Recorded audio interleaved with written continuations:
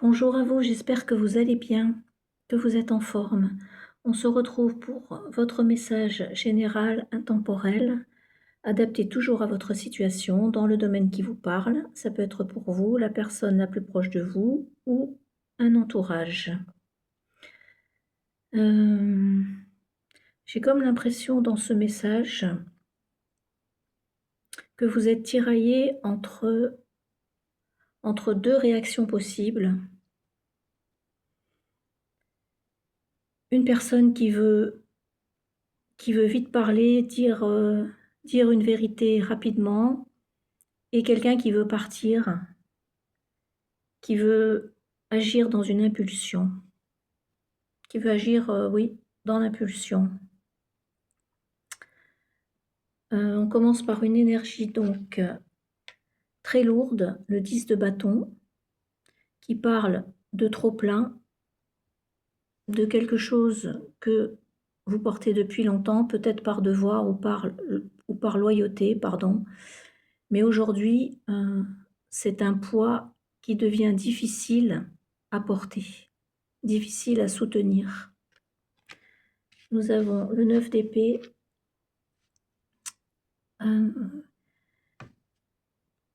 Ça provoque à l'intérieur de vous des pensées incessantes, des ruminations, de l'anxiété, une fatigue mentale assez profonde. Puis j'ai justement les deux énergies, les deux réactions possibles. Le chevalier d'épée qui veut partir vite, qui veut trancher, qui veut dire une vérité sans filtre, et le chevalier de bâton qui veut, lui, partir, lui ou elle, ce sont des énergies, lui ou elle, changer, agir dans une impulsion. Pour moi, vous êtes à un moment où quelque chose doit changer, mais attention à la manière de dire, de faire. Mais c'est votre âme qui vous parle. Dessous, nous avons la reine de coupe qui vous invite à revenir à votre cœur, à écouter ce que vous ressentez vraiment, sans jugement. Le pendu ici marque un stop, un arrêt. Alors c'est pas une fuite, c'est pas une confrontation, mais un changement de regard, un changement de vision. La grande prêtresse parle de silence intérieur. La réponse est déjà là, elle est déjà en vous. Et le roi de coupe montre que vous êtes capable de traverser cette situation avec maturité émotionnelle et sagesse.